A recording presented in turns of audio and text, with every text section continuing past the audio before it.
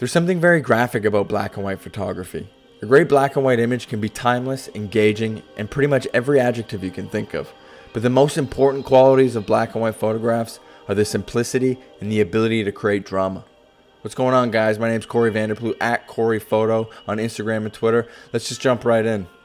Unless you're shooting film, chances are you're converting to black and white in Photoshop or another editing software. So you're not really approaching the shot with a black and white mentality. Because I was taught by film photographers, I lived in that zone. Even though a good majority of my photography is digital, I still live in that zone. A good trick for me was to change the previews in the back of my camera to black and white. This allows me to see the light and the exposure in a different way and not have to worry about the colors. I also boost the contrast since I'm so heavy-handed in post, and that helps me simplify the image in camera. Just a small guiding force that has really changed how I shoot digitally.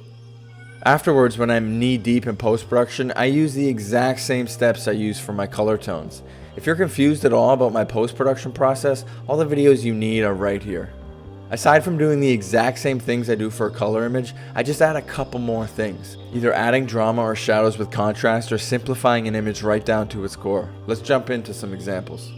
The first thing I do is edit the photo so it can be swapped to color at any time. If I do the skin first, then I can easily make it a color image, which is great practice if a client pulls a 180 after the image has already been retouched, which clients love to do. But the key about this is once you're done your black and white and then you go into your skin tones and all your retouching's done, then you can worry about the tones, and this is where you can truly shape and mold light. Once you're done, you can go into the grain. Let's go into the next image. This is another fantastic image. I don't know what it is about his expression or the moment that I capture, but you are truly locked into the eyes. You'll see when I completely get rid of the treatment, all of that is lost. Why is that lost? There's some distraction in his glasses, some distractions around his collar. You see some tones in the background, some flyaways. But as we start to clean up the skin, turn it to black and white, start shaping and molding it in, you can even see that I've added some curves to the sides of his face to draw your eye right into the center of his face and into his eyes. And then add your grain. It's very simple. It's the same technique every time. Next image. So this is the starting shot. You can see I did my background on my skin. Then I change it to black and white. Then I add my dodging and burning, and then I can do my tones. What's beautiful here is how you can shape the light again. I start with the black, my brightness and contrast layers. They are full 100% here. And then once the brightness and contrast is added, you can see if I take one is perfect. This is where most people stop, but I like to push it as hard as I can. So the second one, you can see it's a little bright in the flowers and a little dark here, but what I do is I go back and I darken the flowers with a curve layer that's been brought down, and I lift the lower mids where it's too dark. You can see here the neck's a little distracting, so what I did is I just sculpted with another curve layer and bring it down, and now you see everything is drawn to the eyes. When I add the rest of my treatments and tones, that eye is popping, and your eye is drawn right to her face, straight to the humanity. And I don't think I could have gotten that in a color image, but because I worked smart, if I drop the opacity, I have a beautiful color image. What do you guys think? Better in color, better in black and white? Let me know in the comments below.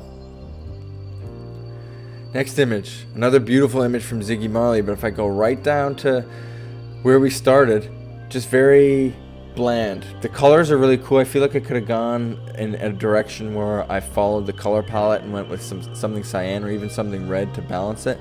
But I loved his shirt and the texture it had, and I knew if I cranked that with contrast that it was going to give it an amazing texture. So what I did was the same thing. Turn on my skin just to get nothing too crazy here. Then I do my black and white. Then I do my dodging and burning, and then the tones. So you see I really shaped light here. Look at the drama that's on this side of his face. So I'm going to do brightness and contrast, but it goes a little too far, so I just go underneath and I bring those sections back. And what this allows you to do is truly sculpt your photograph with light. And if you truly want to know how to shape with light, just check my tones and color correction video in the link to the description. I go a lot more in depth there. And then you add your grain.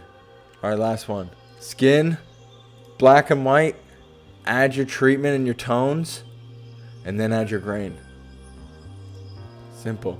And the beautiful thing about all of these is you can go back to your black and white layer, drop the opacity to somewhere around 50%, and you have yourself an amazing color image if you need it. But I think black and white looks way better. What do you guys think? Leave a comment below. And that's it.